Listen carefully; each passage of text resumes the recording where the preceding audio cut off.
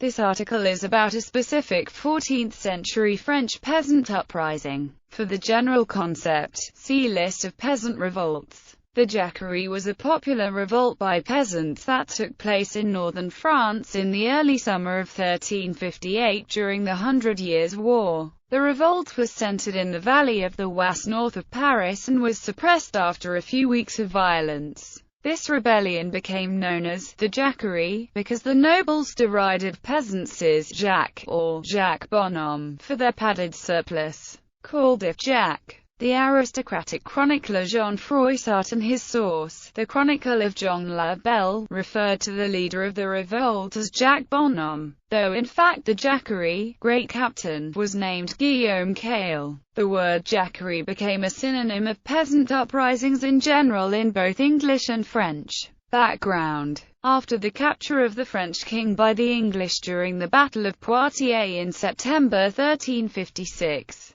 power in France devolved fruitlessly among the Estates General, King Charles II of Navarre and John's son, the Dauphin, later Charles V.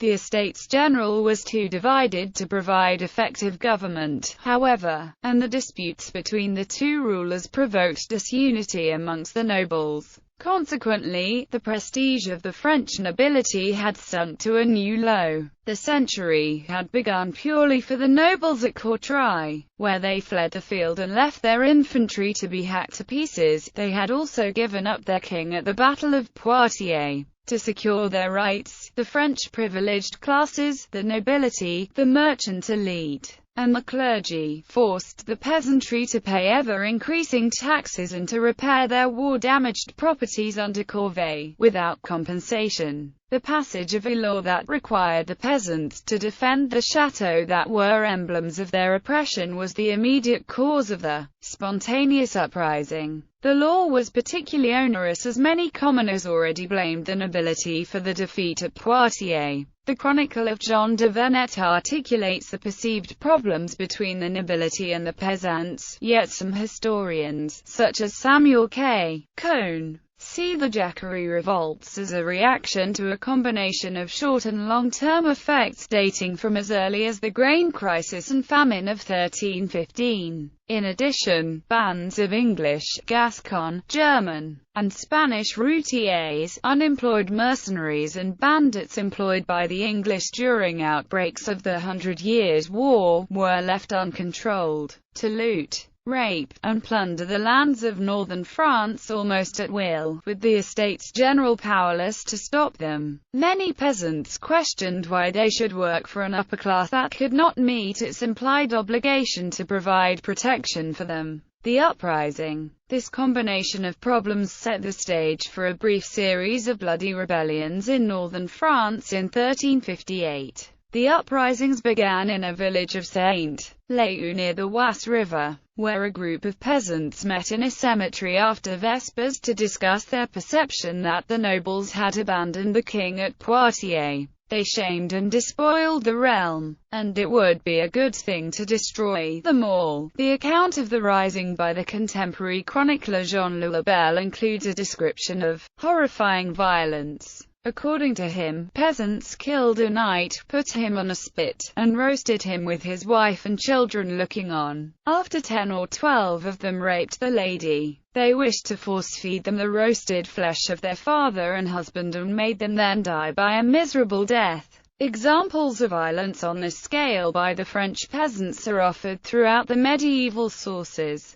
including accounts by Jean de Venette and Jean Froissart, an aristocrat who was particularly unsympathetic to the peasants. Among the chroniclers, the one sympathetic to their plight is Jean de Venette, sometimes known as the continuator of the Chronicle of Guillaume de Nangis. The peasants involved in the rebellion seem to have lacked any real organization, instead rising up locally as an unstructured mass. Jean la Belle speculated that governors and tax collectors spread the word of rebellion from village to village to inspire the peasants to rebel against the nobility. When asked as to the cause of their discontent, they apparently replied that they were just doing what they had witnessed others doing. Additionally, it seems that the rebellion contained some idea that it was possible to rid the world of nobles. Froissart's account portrays the rebels as mindless savages bent on destruction, which they wrought on over 150 noble houses and castles, murdering the families in horrific ways. Outbreaks occurred in Rouen and Reims, while Senlis and Montdidier were sacked by the peasant army. The bourgeoisie of Beauvais, Senlis, Paris, Amiens, and Meaux, sorely pressed by the court party, accepted the Jacquerie, and the urban underclass were sympathetic. A small number of knights and squires provided leadership for some of the peasant bands, although in letters of pardon issued after the suppression of the rising, such individuals claimed that they were forced to do so. The Jacquerie must be seen in the context of this period of internal instability. At a time of personal government, the absence of a charismatic king was detrimental to the still feudal state. The Dauphin had to contend with roaming free companies of out-of-work mercenaries, the plotting of Charles the Bad, and the possibility of another English invasion. The Dauphin gained effective control of the realm only after the supposed surrender of the city of Paris under the high bourgeois Etienne Marcel, Prévôt des Marchands in July 1358. Marcel had joined Cale's rebellion somewhat inadvisedly, and when his wealthy supporters deserted his cause, it cost him the city and his life. In September, it is notable that churches were not generally the targets of peasant fury, except in certain regions. Suppression. The revolt was suppressed by French nobles and gentry led by Charles the Bad of Navarre, cousin, brother-in-law, and mortal enemy of the regent, whose throne he was attempting to usurp. His army and the peasant force opposed each other near Mello on 10 June 1358, when Guillaume Cale, the leader of the rebellion, was invited to truce talks by Charles. Foolishly, he went to the enemy camp, where he was seized by the French nobles, who considered that the conventions and standards of chivalry did not apply to him. He was tortured and decapitated. His now leaderless army, claimed to be 20,000 strong in only Froissart's account, which was heavily influenced by the conventions of Romance, was ridden down by divisions of mounted knights. In the ensuing Battle of Mello and in a campaign of terror throughout the Beauvais region, knights, squires, men-at-arms and mercenaries roamed the countryside lynching uncounted peasants. Maurice Domaget notes that the few hundred aristocratic victims of the Jacquerie were known as individuals to the chroniclers, who detailed the outrages practiced upon them. An estimated 20,000 anonymous peasants were killed in the reprisals that followed. The final events transpired at Meaux, where the impregnable citadel was crowded with knights and their ladies. On the 9th of June, a band of some 800 armed commoners came out of Paris under the leadership of Etienne Marcel to support the rising. Like many of the peasants, they seem to have seen themselves as acting in the name of the imprisoned king. When the band from Paris appeared before Meaux, they were taken in hospitably by the disaffected townspeople, and fed.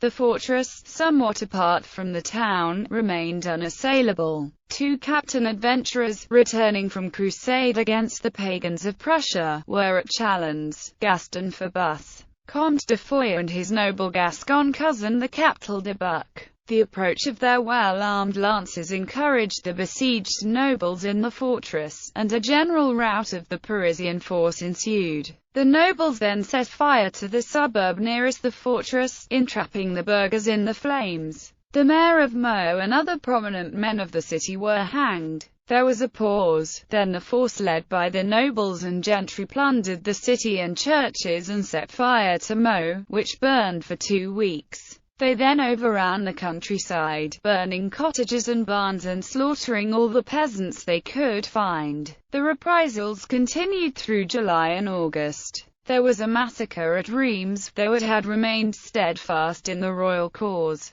Senlis defended itself. Knights of Hainaut, Flanders, and Brabant joined in the carnage. Following the declaration of amnesty issued by the regent on 10 August 1358, such heavy fines were assessed upon the regions that had supported the Jacquerie that a general flight of peasantry ensued. Historian Barbara Tuchman says, Like every insurrection of the century, it was smashed as soon as the rulers recovered their nerve by weight of steel, and the advantages of the man on horseback, and the psychological inferiority of the insurgents. This slanted but vivid account of Froissart can be balanced by the regent's letters of amnesty, a document that comments more severely on the nobler reaction than on the peasants rising and amidst the atrocities detailed by Froissart. It represents the men of the open country assembling spontaneously in various localities, in order to deliberate on the means of resisting the English, and suddenly, as with a mutual agreement, turning fiercely on the nobles. The Jacquerie traumatized the aristocracy. In 1872 Louis Raymond of Verica remarked to the Royal Historical Society, "To this very day the word Jacquerie does not generally give rise to any other idea than that of a bloodthirsty, iniquitous, groundless revolt of a mass of savages. Whenever, on the continent, any agitation takes place, however slight and legitimate it may be, among the humbler classes, innumerable voices, in higher, privileged, wealthy classes, proclaim that society is threatened with the Jacquerie." In the arts, the contemporary literary chronicles were influenced by other medieval genres, romance, satire, and complaint. Nostradamus references the Jacquerie in Quatrain X. 72. In the year 1999 and 7 months, from the skies shall come an alarmingly powerful king, to rise again the great kings of the Jacquerie, before, and after, Mars shall reign at will. The subject of the Jacquerie engaged the romantic historical imagination, resulting in numerous 19th-century historical novels with somewhat operatic plots set against the backdrop of the Jacquerie, or The Lady and the Page, an historical romance by G.P.R. James and the like, and even an opera, by Edouard Lalo. Arthur Conan Doyle's historical novel, The White Company, includes a chapter where the English Free Company of the title rescue French nobility from peasants of the Jacquerie, portrayed as savage and brutish. In more modern literature, the 1961 novel A Walk with Love and Death by Hans Königsberger takes place in northern France during the Jacquerie. The Jacquerie is also featured in the Blake and Mortimer comic episode, The Time Trap.